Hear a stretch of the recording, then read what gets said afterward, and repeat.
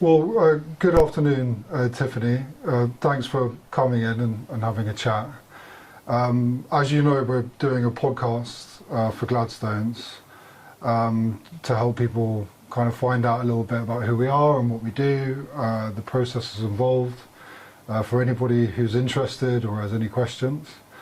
And you're I'm not sure if it's the best way to describe your role, but you're officially like the admissions manager or the director of admissions, however you want to call it. But how would you describe your role? How would you describe yourself? So I am, my title is the admissions manager. I am the first person that people will speak to when they're looking either for a family member or a friend or for themselves for treatment.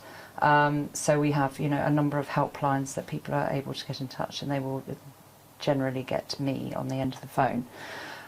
So initially what I do is try and learn a little bit about what people are actually struggling with, or what a loved one is struggling with, be it alcohol, be it underlying mental health problems, be it substance abuse, just to try and get a gauge on, what specific substance somebody is actually having, struggling with, and why they're using it. I get a lot of calls from people, who start off with, my husband, for example, is really struggling with anxiety and depression, and then it's a case of, are they self-medicating that? And then we move on to the conversation really about, mostly about alcohol in that particular instance, but it can be any number of substances. So I get an understanding of what the actual problem is, and then the next question really is, are they motivated to actually get help? Because until somebody is willing to accept that there's a problem and identify that problem, then they're genuinely not really willing or able to get the help that they need. We talk a lot about denial with substance abuse, but you get to a certain point where you absolutely know that this is not normal. Your behaviour has become not really very normal either. There's a lot of isolation going on. There's a fair amount of denial in terms of hiding, secreting alcohol around the place, not being able to make appointments, etc., etc. But it takes quite a lot for somebody to get to a point where they are willing to accept the help. The minute that somebody is willing to accept that they have a problem and that there is help available is the moment that they should come to treatment, because we'll make every excuse under the sun to try and avoid that. It's a very, very big decision for people to make. So it's really about reassuring somebody that there is help. It is a bumpy ride, I try and prepare people for coming into treatment. It's not, it's not easy. It's going to be very, very difficult. I often say, there are going to be days where you're going to hate it, but there will also be days when you're giggling like a 2-year-old. These emotions that people have been self-medicating for such a long time will come back. But that is the good as well as the bad. We need to deal with the problems that we feel we're very alone with. We need to deal with that stuff in order for the lighter moments to kind of come back. It always does feel very desperate when you're at that point of, I don't know what to do, please help me. It's a really, it's a really important thing to ask for. But it takes a really long time to get there. So, we need to find out, if somebody is motivated enough to actually undertake this process, because as I said, it's not easy. So it's like you're kind of an initial first point of contact or a first step for the individual who's maybe not sure, they need a bit of guidance, they need a bit of insight, and you would help them kind of understand where they're at, and possibly if they need treatment, like you're saying, if they have the motivation to come to treatment, kind of evaluating their situation and determining if they need to possibly come in or not, and then you help them through that kind of guiding process. Because a lot of the initial calls will come from a family member rather than the individual who's actually needing the treatment themselves. We get a lot of those calls too, thankfully. But the question, to anyone who's not phoning for themselves is this, have they asked for help? Is this something that they want, help with? because, you know, we get a lot of phone calls from family members who are desperate and don't know what to do. However, the person that they're calling on behalf of is having none of it, you know, still, and I'm fine, I'm not that bad, I can manage, you know, all of that kind of stuff. So, you know, there's an element of just being somebody on the end of the phone when a family member, a wife, husband, mother, father, just doesn't know what to do anymore. You know, it's an investment as well, you know, so you need to be sure about where you're sending your loved one, or you're going yourself to treatment. Yeah, you know, you need to be comfortable with the person that you're talking to. You know, I've worked at Gladstones for maybe 10 years in February, so you know, I know all the staff members, I know the process, I know the treatment programme, I know the accommodation, you know, that you can ask me absolutely anything about what this is, you know, what to expect, you know, and I'll be able to sort of, you know, not only give those answers, but actually give some guidance as to sort of how you're going to feel. Everyone is going to feel super anxious walking into treatment. You know, it's a weird thing, you know, to do, isn't it? You're going away from home, you're going away from everything you know, and also you're letting go of something that you think for a long period of time helped you. You know, take alcohol, for example. It doesn't always start off as badly as it ends up, you know, and for most people in this world, you know, people can use alcohol relatively safely, have a good time, put it down, go to work, you know, have a family, carry on their lives, and it's a social thing. Unfortunately for some of us, you know, it becomes really, really problematic and changes us as people. You know, there's a whole character change that goes on. And it's a gradual, progressive thing. It can be very confusing if you're going through it. You know, how have I got to this place? How did that happen? Yeah. You know, how do I get myself out of it? Do you find when people call up, contact you, particularly kind of like you said, family members or loved ones, do you find that they're quite unaware of what treatment is, what it entails? Like, it's almost like a kind of one of those things that people know it's there, they know it's out there, they know these places exist, but actually kind of having information about it. Do you find that happens quite a lot? Yeah, I mean, there's three things usually that some people will expect of treatment.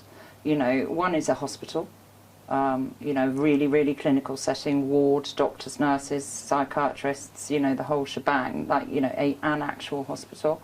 One is prison. Yeah, where you're literally not allowed out, and there's bars on the window, and you do as you're told, and you know there's a toilet in the corner. Yeah. And the third one is a spa. Yes. You know, with the luxury and the massage and all the rest of it. You know, it's none of those things. You know, going into treatment, certainly coming into Gladstones treatment, we try and make it as home away from home as you can possibly make something like that. So it's not a hospital, it's not a prison, it is not a spa. It's, you know, hence the question for, you know, are you motivated to do this? Because it is difficult. You know, there's no, you don't come into treatment and suddenly you're fixed and cured. You know, you've done a detox and you're no longer dependent on alcohol or cocaine or heroin or whatever it might be, and everything's going to be okay. That's not the case. You know, we're really gentle about how we detox people. We don't want them to be in the horrors. What we want is for them to start to engage in the therapeutic program, which is really about learning to understand your own emotional state. Really look at where those feelings come from. You know, and you know, they can come from very, very early on in life. But you've kind of stuck with that sense of low self-esteem, with that desire not to let anyone really see you, to push people away, to say I'm okay, you know, I don't have a problem, you know, and it's only when it gets really, really bad that you have to actually yourself acknowledge that it is a problem. But yeah, it's not, you know, as an admissions manager, you know, and as somebody who would be giving advice to somebody looking for treatment, I would always say, talk to somebody who actually works at the treatment centre that you are looking at, so that they can give you all the facts, all the, what to expect, what not to expect, and be as prepared as you can be, because as I said, you walk through those doors and it's, of course you're going to be scared, you're going to be vulnerable, you're going to be anxious, you're out of any kind of comfort zone that you've got used to. But it's the, walking through that door is, the most enlightening, positive thing that you'll probably undertake, ever. I was speaking with Stuart last week, and he said it's not one flew over the cuckoo's nest, which was funny. But he also suggested coming to visit if you can, kind of disarming the notion. Like you said, it's not a hospital, it's not a prison. We try and make it a home away from home, where people can come and be safe and be looked after and be in a community. And slowly, get to terms with what the feelings are, what the emotions are behind the behaviours. Sometimes a visit can help disarm the fear, I suppose, if you can come. Well, yeah, and also, as it goes back to the motivation again. I'm talk from experience. I would have come up with every excuse under the sun to not do something. Even though I was being told that it was actually going to help me, the fear of actually doing it would I'd back off from everybody and insist that I was fine and I'm not going to do it. Hence, it can be really useful in the first instance to just get somebody to agree to come and have a visit. Yeah, you're not agreeing to 28 days residential treatment at this point. You're going to come along and have a look, see. And when I do arrange visits for people, it tends to be when they're at that point where they know they need to, but they're just still really reluctant and terrified about it.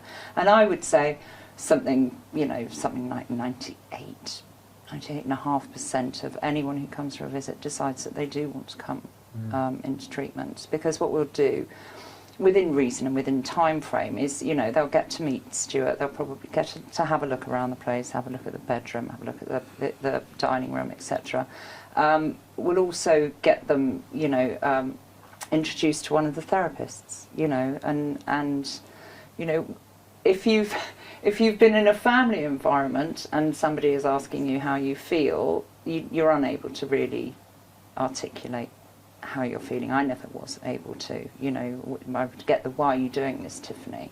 You got everything to do for why are you doing this. I could never articulate why I was doing it. I could see that it was wrong. I could see I was hurting people. I could see I was hurting myself, but I couldn't articulate. There was no why. I couldn't figure it out. Hence the pushing people away.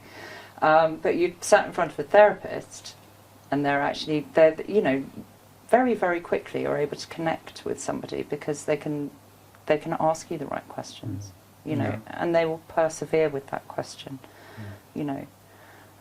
Families typically, I learnt this some time ago, you're either going to tiptoe around somebody because you're worried about poking the bear and it becoming all worse, or you're going to come down really hard on them and say, this is the end of the line and you've got to do this and blah, blah, blah. And neither of those approaches work necessarily with somebody, certainly. But when you're in front of a therapist and they're asking you, key questions, really about how you feel, then you suddenly make a connection with somebody, and it feels like it's something you can do.